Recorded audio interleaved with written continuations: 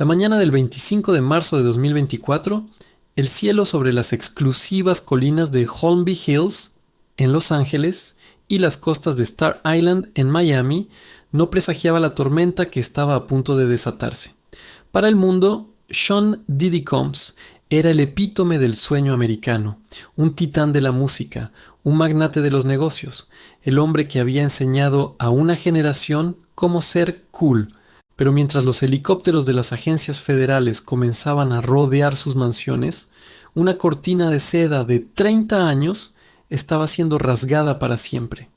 Lo que los agentes de seguridad nacional buscaban no eran solo documentos financieros o sustancias prohibidas.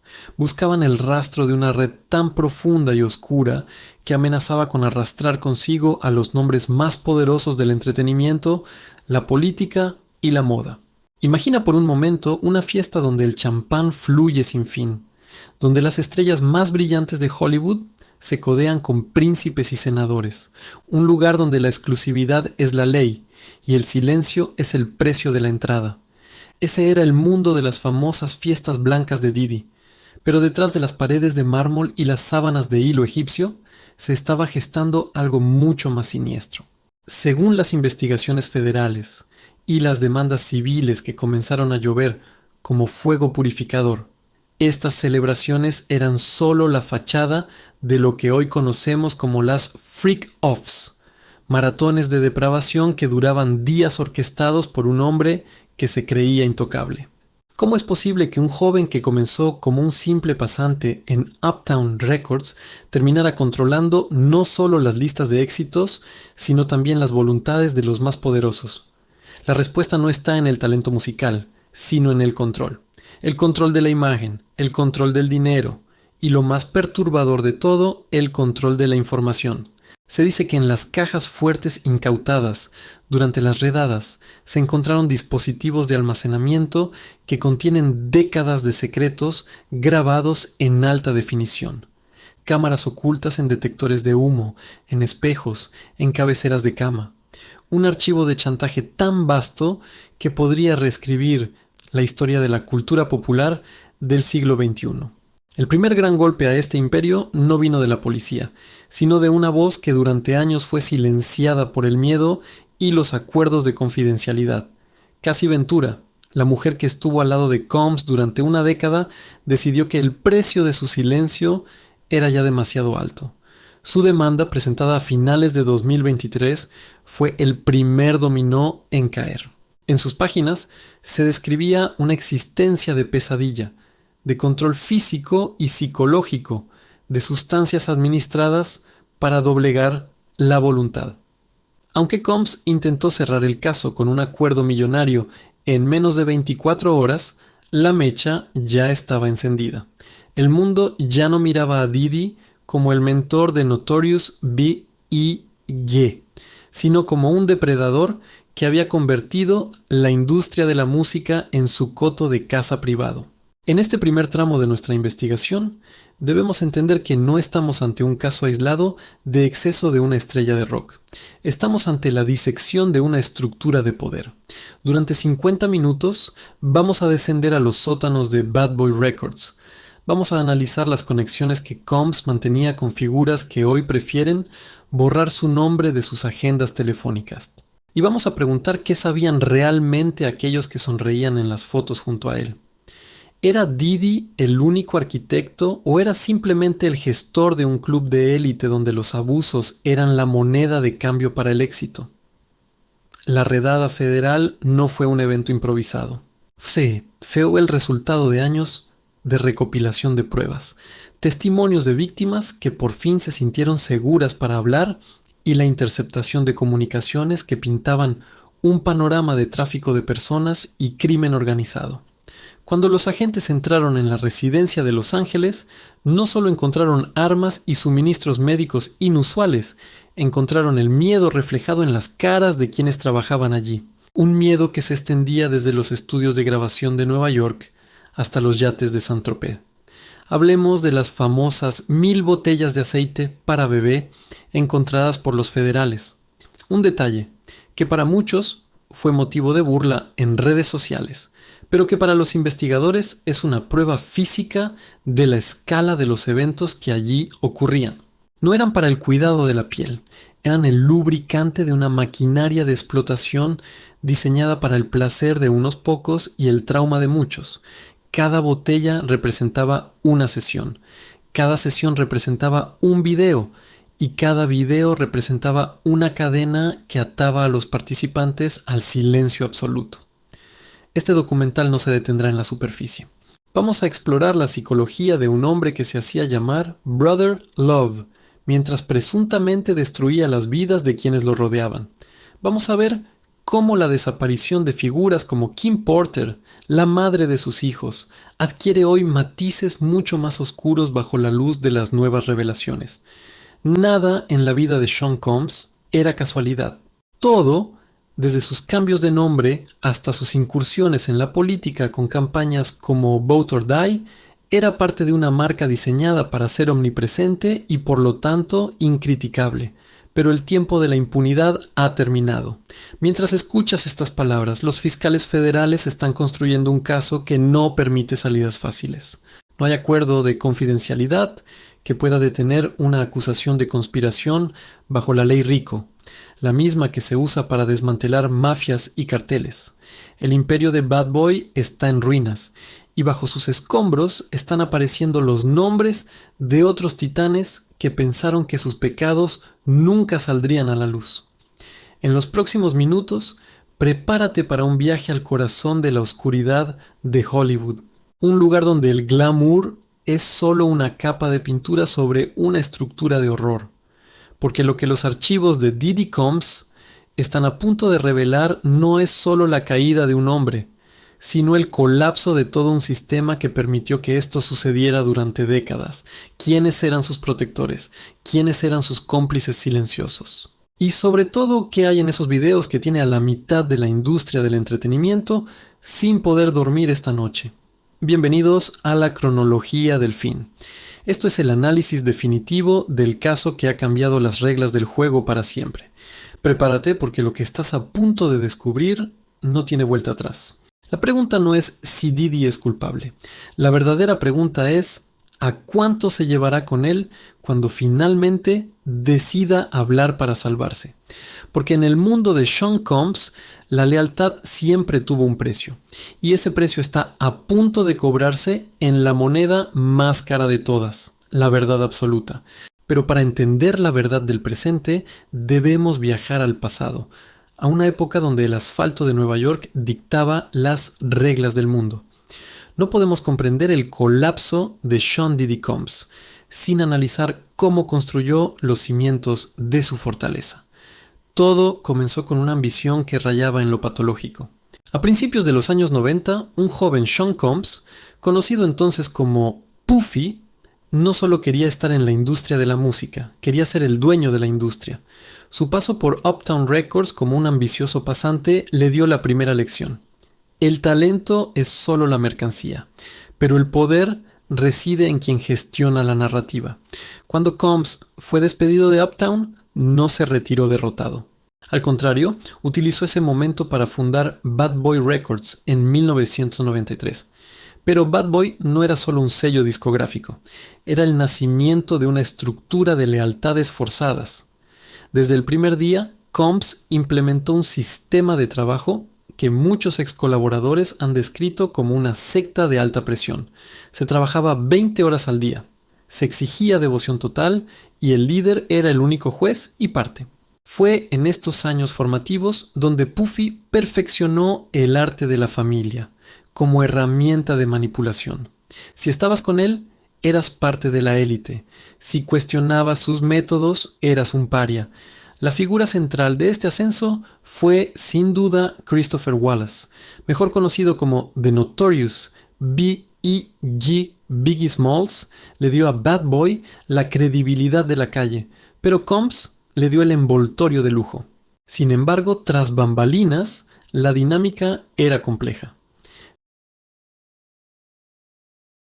La trágica muerte de Biggie en 1997, lejos de hundir a Combs, lo catapultó a un nivel de estrellato global sin precedentes.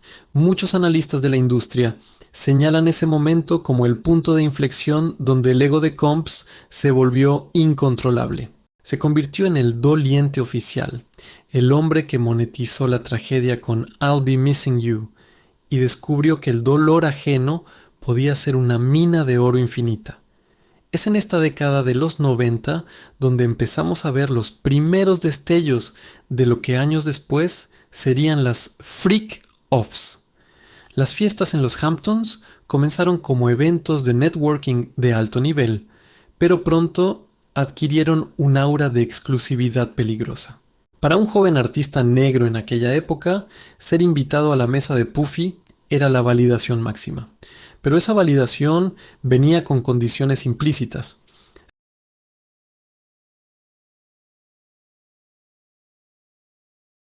Un episodio clave que la historia oficial intentó suavizar fue el tiroteo en el club nocturno de Nueva York en 1999. Allí, junto a su entonces novia, Jennifer López, y su protegido Shine, Combs se vio envuelto en un altercado que terminó con heridos. Mientras Jennifer López era liberada de cargos y Shine terminaba cumpliendo 10 años de prisión, Combs salía prácticamente ileso legalmente, defendido por el abogado de las estrellas Johnnie Cochran. Este evento cimentó una creencia en la mente de Diddy. Era intocable. Podía caminar entre las llamas y no quemarse, mientras que aquellos a su alrededor servían como escudos humanos. La lealtad en Bad Boy era unidireccional. Todos se sacrificaban por el jefe, pero el jefe no se sacrificaba por nadie. A medida que el milenio cambiaba, Combs diversificaba su imperio. La ropa de Sean John, los perfumes, el vodka Ciroc. Cada nuevo negocio era un tentáculo más de una red de influencia que llegaba hasta las esferas más altas de Wall Street. Pero bajo el brillo de los diamantes y el marketing agresivo, el control sobre sus artistas se volvía cada vez más asfixiante. Los contratos de Bad Boy se hicieron famosos por ser leoninos, atrapando a talentos en deudas perpetuas y obligaciones que iban más allá de lo musical. Artistas como Mace decidieron abandonar la música por la religión solo para escapar de la sombra de Combs. Otros no tuvieron tanta suerte y terminaron en la oscuridad, con sus carreras destruidas y su salud mental fracturada. Lo que estamos analizando aquí es la arquitectura de un depredador que se camufló de visionario. Durante años, la prensa celebró su ética de trabajo y su olfato para el éxito, ignorando sistemáticamente las señales de advertencia. Las denuncias de comportamiento errático, la agresividad en los estudios de grabación y la extraña desaparición de personas de su círculo íntimo eran tratadas como simples excentricidades de un genio del hip hop. Pero hoy, con la perspectiva que nos dan los archivos incautados por el FBI, sabemos que cada una de esas acciones era un ladrillo en la construcción de un sistema de impunidad. Combs entendió antes que nadie que en la era de la información, el que controla la cámara controla la verdad. Empezó a grabar todo, documentales detrás de cámaras, vlogs de sus fiestas, sesiones de grabación nocturnas. Lo que vendía como acceso total para sus fans era en realidad un sistema de vigilancia masiva. Se dice que en sus mansiones no existía un rincón que no estuviera bajo el ojo de una lente. Este archivo audiovisual, que comenzó como una herramienta para alimentar su ego, se transformó con el tiempo en su seguro de vida y paradójicamente en su sentencia de muerte judicial. Fue un proceso de deshumanización gradual, alimentado por una industria que prefería mirar hacia otro lado mientras los cheques siguieran llegando. La familia.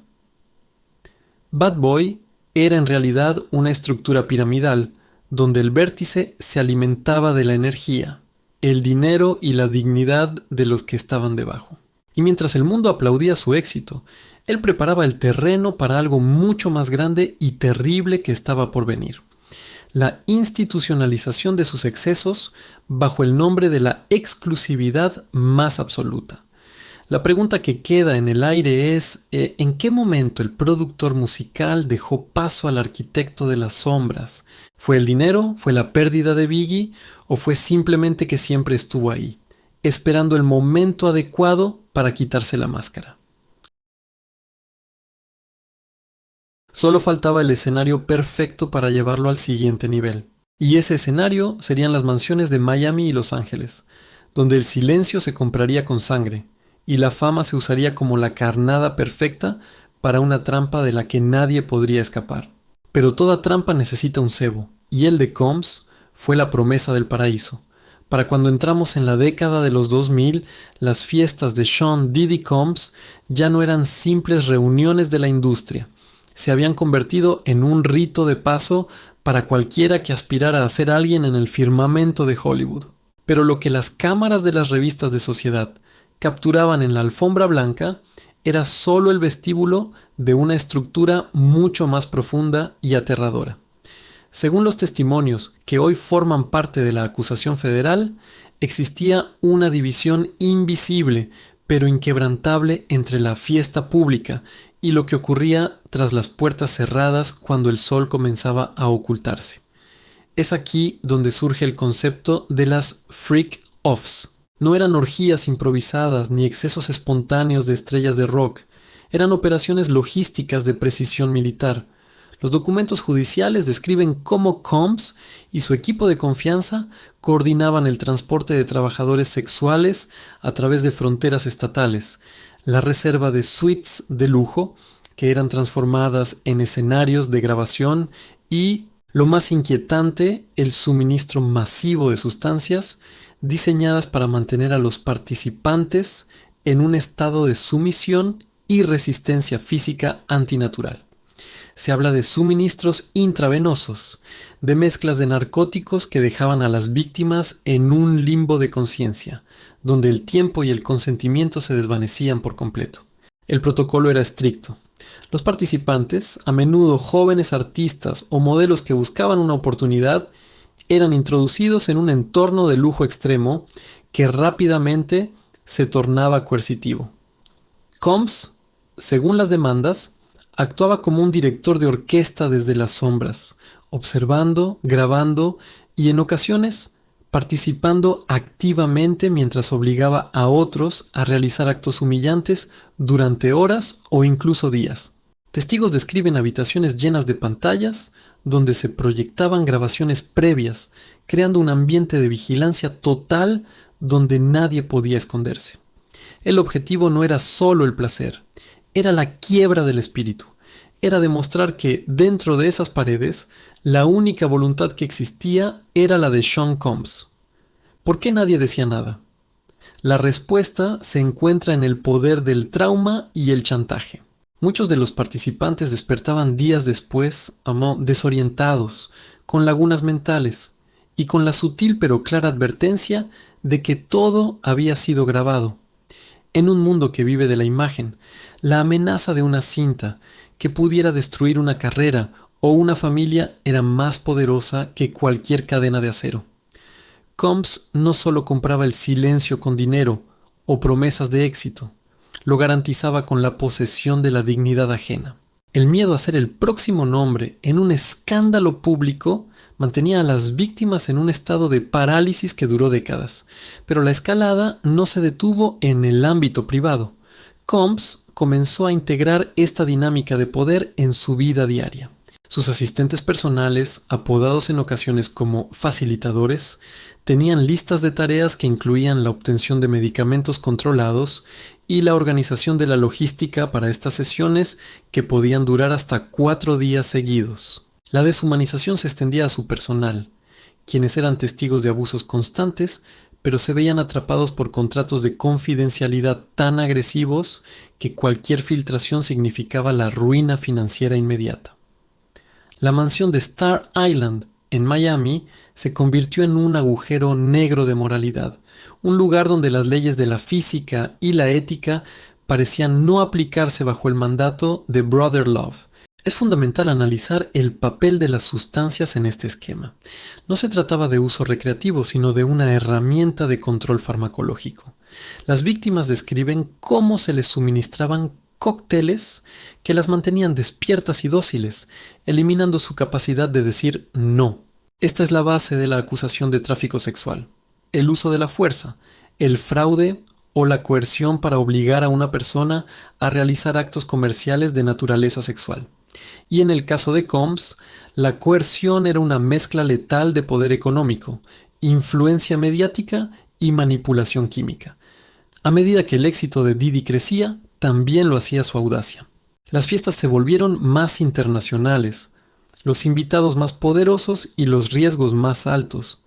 Se dice que en estas sesiones participaron figuras de tal relevancia que su sola mención haría temblar los cimientos de instituciones gubernamentales. Aquí es donde el true crime se mezcla con la conspiración real. ¿Eran estas fiestas una herramienta de inteligencia?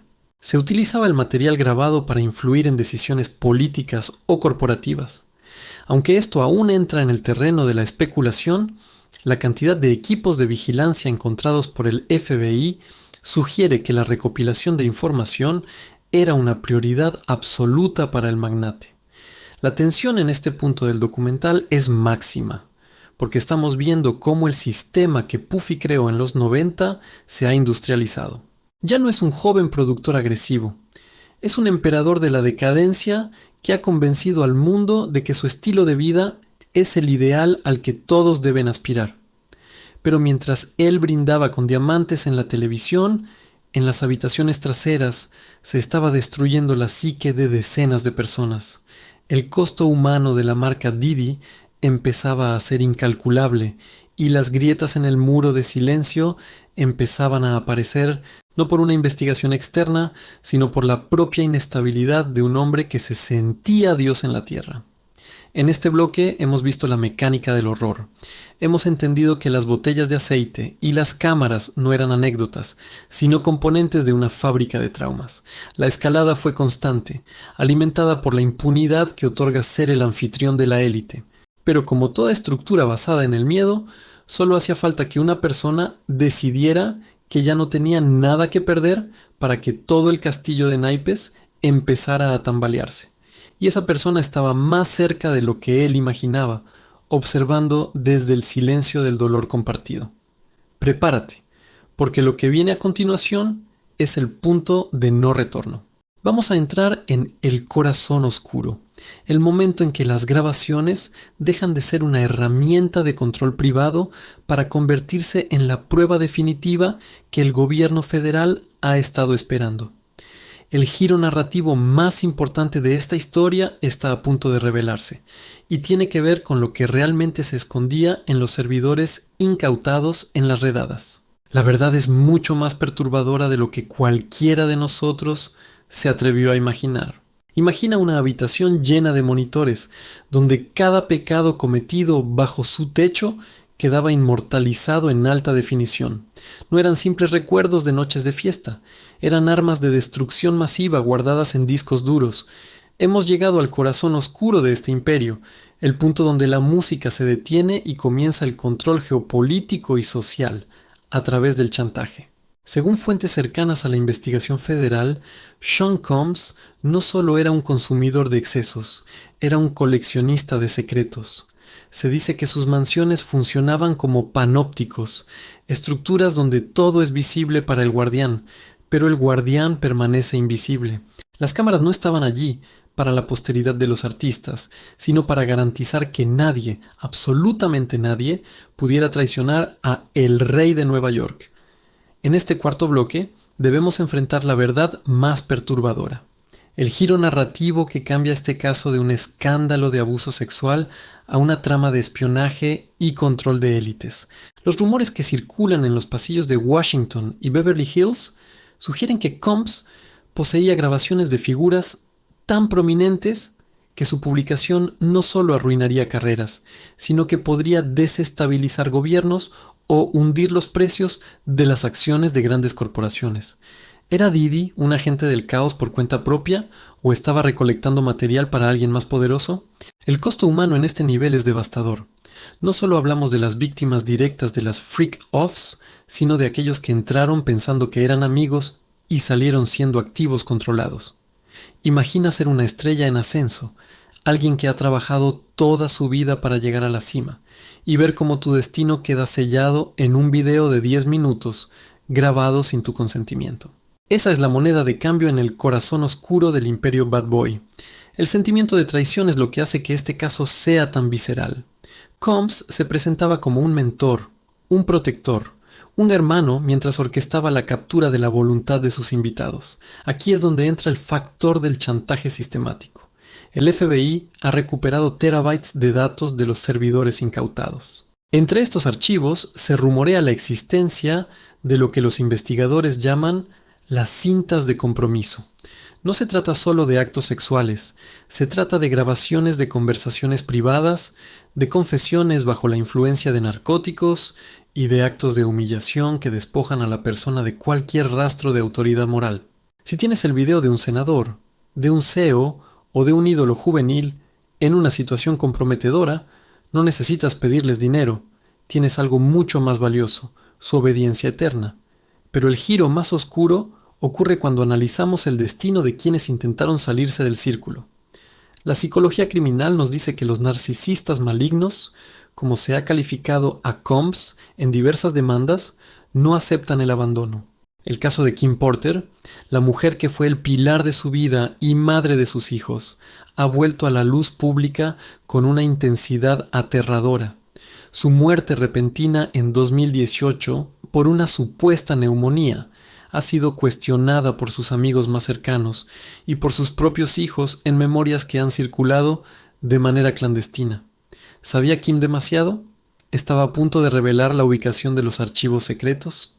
Aunque las autoridades no han reabierto el caso formalmente, el clamor popular y las nuevas pruebas circunstanciales pintan un panorama de terror doméstico que superaba las paredes del dormitorio. En este punto del documental, el espectador debe comprender que el glamour de las joyas y los yates era en realidad la decoración de una morgue de almas. El corazón oscuro es la revelación de que Sean Combs nunca amó la música, amaba el poder que la música le permitía ejercer sobre los demás. Las botellas de lubricante, las drogas, las cámaras ocultas, todo era parte de un laboratorio de ingeniería social diseñado para ver hasta dónde podía llegar un ser humano antes de quebrarse.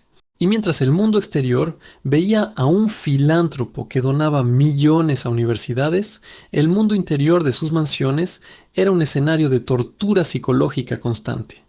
El silencio de Hollywood empieza a tener sentido bajo esta luz. No era solo lealtad a un amigo, era el terror de que su nombre fuera el siguiente en filtrarse desde la oficina del fiscal de Nueva York. Las agencias de relaciones públicas más poderosas del mundo están trabajando horas extra para distanciar a sus clientes de Diddy, pero el rastro digital es imborrable. Las fotos de celebridades durmiendo en sus sofás, las risas grabadas en la oscuridad, los brindis que hoy suenan a epitafio. Todo está ahí, esperando ser procesado por la justicia federal. Este es el momento más impactante del documental porque nos obliga a mirarnos al espejo como sociedad. ¿Cómo permitimos que un hombre construyera una red de vigilancia masiva frente a nuestros ojos mientras lo celebrábamos en las portadas de las revistas? El corazón oscuro no es solo la mente de Sean Combs, es la complicidad de un sistema que valora el éxito por encima de la integridad. Pero el cliffhanger de esta parte es el más intenso de todos. El FBI no solo encontró videos de fiestas, encontraron una conexión directa con una red de distribución de material que podría involucrar a personas fuera del ámbito del entretenimiento. Mientras los discos duros son analizados por expertos en informática forense, el pánico se extiende. Se dice que algunos de los videos recuperados muestran a personas que no deberían estar allí. Personas que juraron protegernos, personas que toman las decisiones que afectan nuestras vidas diarias. La caja de Pandora no solo se ha abierto, ha sido dinamitada, y lo que está saliendo de ella es una verdad tan perturbadora que la revelación de las freak-offs parecerá, en comparación, un juego de niños. Prepárate, porque en la siguiente parte vamos a seguir el rastro del dinero y las conexiones ocultas. Vamos a descubrir quiénes eran los protectores invisibles de Diddy y por qué, A pesar de las señales de advertencia que duraron décadas, nadie se atrevió a detenerlo hasta que fue demasiado tarde. Entramos en el terreno de las sombras institucionales, donde el poder y el crimen se dan la mano en la oscuridad. Pero para que una sombra sea tan alargada, debe haber una luz muy poderosa que la proyecte desde arriba. Hasta ahora hemos visto los crímenes, pero ahora debemos ver la protección. En esta quinta parte entramos en el terreno de las conexiones ocultas, donde el nombre de Sean Diddy Combs deja de ser solo el de un productor de música, para convertirse en un activo de poder. Durante 3 décadas, Combs operó con una impunidad que desafía cualquier lógica legal. ¿Cómo es posible que un hombre con múltiples denuncias de violencia, tiroteos públicos y acusaciones de tráfico lograra mantener una relación tan cercana con las figuras más influyentes del mundo? La respuesta nos lleva a una comparación inevitable que ha hecho temblar a la sociedad estadounidense. Sean Combs, el Jeffrey Epstein de la industria musical. Al igual que el financiero neoyorquino, Combs entendió que la mejor forma de protegerse era rodearse de personas que tuvieran mucho que perder. Sus famosas White Parties en los Hamptons no eran solo para raperos. En las listas de invitados filtradas por antiguos empleados y fotografías de archivo aparecen nombres que van desde la realeza británica hasta figuras clave del Partido Demócrata, pasando por magnates de Silicon Valley y directores de las agencias de inteligencia más importantes de los Estados Unidos. Hablemos de su influencia política. Bajo el eslogan Vote or Die, Combs se posicionó como el puente entre la juventud negra y el poder de Washington. Esta cercanía le otorgó un aura de legitimidad institucional que servía como un escudo invisible. Cuando tienes fotos estrechando la mano de presidentes y cenando con alcaldes, cualquier denuncia en tu contra es tratada por la policía local como el delirio de alguien que solo busca dinero. Los testimonios de víctimas sugieren que, en más de una ocasión, cuando intentaron acudir a las autoridades en Miami o Nueva York, se encontraron con un muro de silencio. Las llamadas se perdían, los expedientes se traspapelaban, el sistema no estaba roto, el sistema estaba trabajando para proteger a uno de los suyos. Pero hay una pieza en este rompecabezas que es aún más inquietante: el papel de la industria financiera y las corporaciones multinacionales. Combs no solo era un artista, era un socio comercial de gigantes del alcohol y la moda, empresas que cotizan en bolsa y que tienen departamentos de auditoría y ética extremadamente estrictos. ¿Nadie vio nada? ¿O es que el flujo de dinero que generaba la marca Diddy era tan masivo que el costo de las víctimas se consideraba simplemente un gasto operativo aceptable? La complicidad corporativa es la base que permitió que las freak-offs tuvieran el financiamiento necesario para operar a escala industrial. Es aquí donde el archivo de video que mencionamos antes adquiere su verdadero valor estratégico. En el mundo del espionaje, esto se conoce como compromat. Si Combs poseía grabaciones de personas de alto nivel participando en sus sesiones de depravación, él no era solo un criminal, era un hombre con el poder de dictar agendas. Algunos investigadores independientes sugieren que el repentino colapso de su imperio no fue fruto de una investigación rutinaria, sino el resultado de que Combs se volvió demasiado ruidoso o intentó usar su arsenal de chantaje contra las personas equivocadas. Cuando un activo se vuelve un pasivo, la estructura que lo protegía simplemente retira el apoyo y deja que los lobos federales hagan su trabajo. Las conexiones ocultas también se extienden a lo que algunos llaman la masonería del hip hop, una red de favores y silencios compartidos entre los ejecutivos más poderosos de la música, quienes durante años compartieron recursos, protegidos y presuntamente víctimas. La caída de Diddy amenaza con desmoronar todo este ecosistema. Por eso hemos visto un silencio sepulcral en figuras que antes se llamaban sus hermanos. No es solo vergüenza, es puro pánico. Saben que en los servidores incautados por el FBI, la línea que separa al invitado del cómplice es extremadamente delgada. Un detalle que los analistas están observando de cerca es la relación de Combs con el sector de la seguridad privada. Se dice que su equipo de seguridad estaba compuesto por ex agentes, de fuerzas especiales y antiguos oficiales de policía, que no solo lo protegían de amenazas externas, sino que servían como el brazo ejecutor dentro de sus mansiones. Ellos eran quienes confiscaban los teléfonos, quienes controlaban las entradas y salidas y quienes presuntamente limpiaban las escenas después de las sesiones más violentas. Esta militarización de su entorno personal es lo que le permitió operar como un estado soberano dentro de sus propiedades. En este bloque de nuestra investigación, la verdad que emerge es que Sean Combs fue un síntoma, no solo la enfermedad. Fue el ejecutor de un estilo de vida que la élite ha practicado en las sombras durante siglos, pero que él industrializó con la ayuda de la tecnología moderna y la fama global. La pregunta ya no es qué hizo Didi, sino quiénes le permitieron hacerlo durante tanto tiempo a cambio de una invitación a la mesa del poder. Los documentos de la ley RICO que ahora enfrenta mencionan una empresa criminal, y esa palabra, empresa, implica una red de apoyo que va mucho más allá de un solo hombre en un yate. El descubrimiento de la pieza que lo cambia todo está cerca. Se rumorea que entre los documentos incautados hay una lista de pagos a funcionarios públicos destinados a comprar su silencio o su cooperación activa. Si esta lista se hace pública, no estaremos ante un juicio por abuso sexual. Estaremos ante el mayor caso de corrupción sistémica en la historia del entretenimiento mundial. Las conexiones ocultas están empezando a fracturarse y en esa fractura es donde el resto del mundo finalmente podrá ver lo que realmente ocurría cuando las luces de la alfombra roja se apagaban. Prepárate, porque estamos llegando al final del túnel. En la próxima parte vamos a analizar el colapso. Veremos cómo el sistema que lo creó decidió finalmente devorarlo, los detalles de las traiciones internas y el impacto sísmico que los testimonios finales están teniendo en una sociedad que ya no puede seguir mirando hacia otro lado. El juicio del siglo está por comenzar y los secretos de las sombras están a punto de ser expuestos bajo la luz más cruda de todas, la de la justicia federal. Pero la justicia federal no es solo un proceso de leyes, es un proceso de demolición controlada. Cuando el Departamento de Justicia de los Estados Unidos decide invocar la ley RICO, la misma herramienta que se utilizó para desmantelar a las 5 familias de la mafia de Nueva York, el mensaje es claro: ya no te consideran un artista, te consideran un jefe criminal.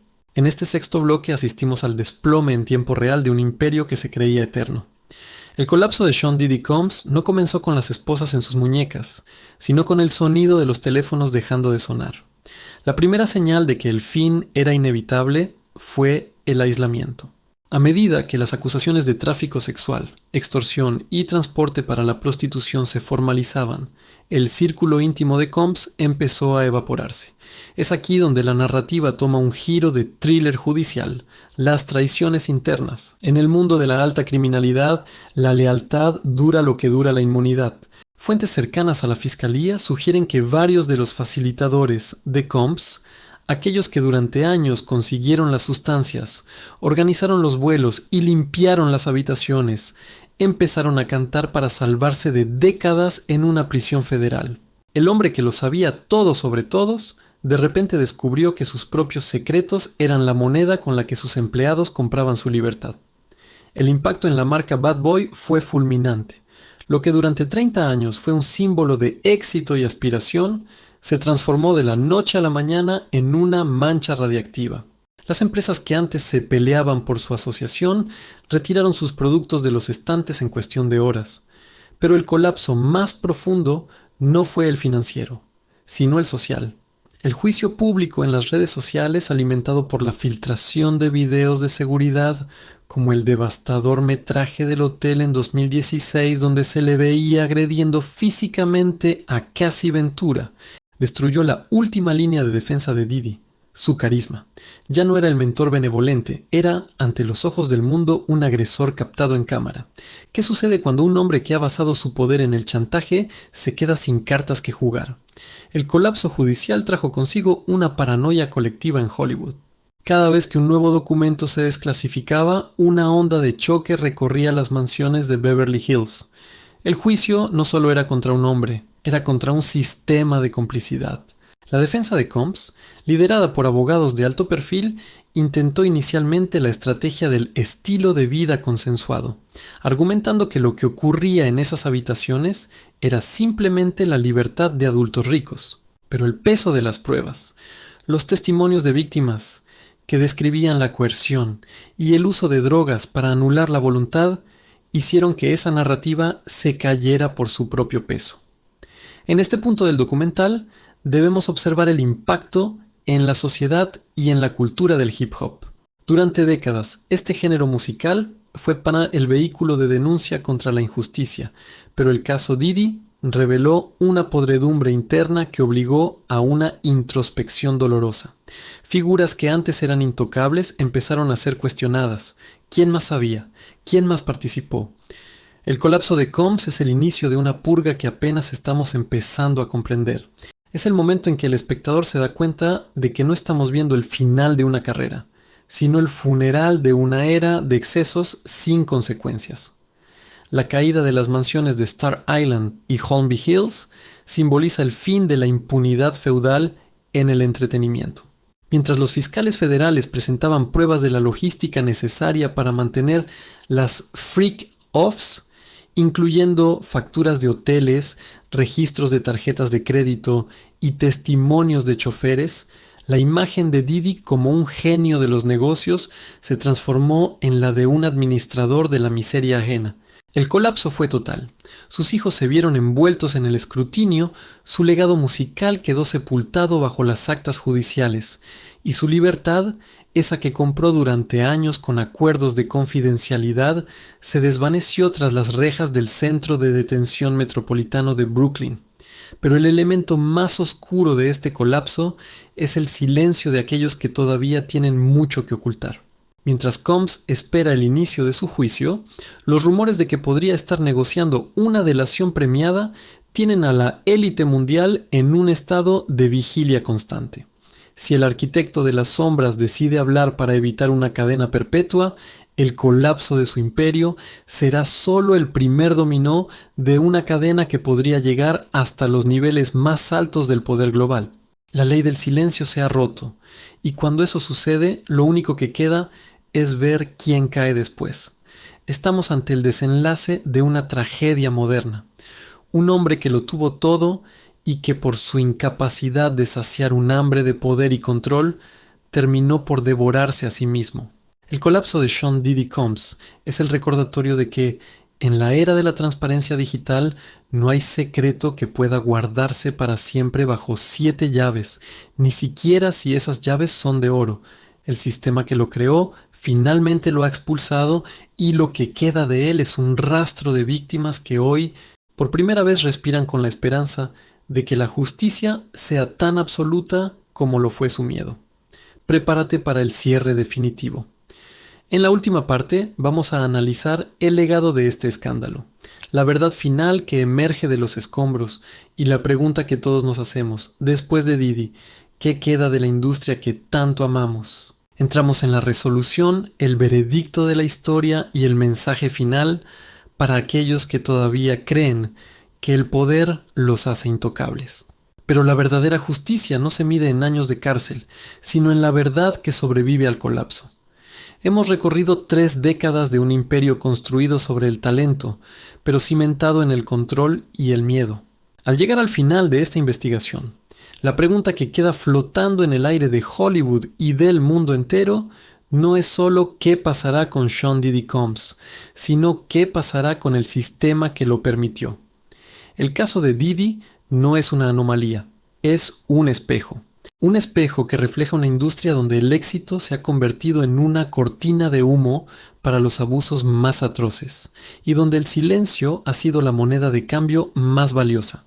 ¿Qué queda después de las redadas, los juicios y las revelaciones? Queda un rastro de víctimas cuyas vidas fueron utilizadas como combustible para la maquinaria del espectáculo, pero también queda un cambio de paradigma.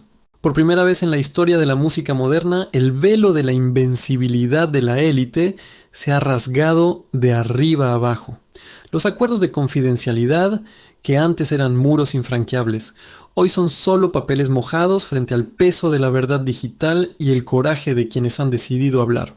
El legado de este escándalo no será la caída de Bad Boy Records, sino la purga necesaria de una cultura que normalizó lo inaceptable bajo el nombre del estilo de vida de las estrellas. Mientras Sean Combs espera su destino en una celda, el mundo observa cómo los otros nombres de la lista intentan borrar sus huellas, pero en 2026 el olvido ya no es una opción. Las grabaciones, los servidores y los testimonios son ahora propiedad de la historia. La verdad final es que el poder absoluto, ese que Puffy creyó poseer en sus mansiones de Star Island, es siempre un préstamo con intereses devastadores. Nadie es demasiado grande para caer cuando los cimientos están podridos. Lo que hoy vemos es el fin de una era de impunidad y el inicio de un escrutinio que no se detendrá en la puerta de una sola mansión. Este documental ha sido un viaje por los pasillos más oscuros del poder, pero también es una advertencia.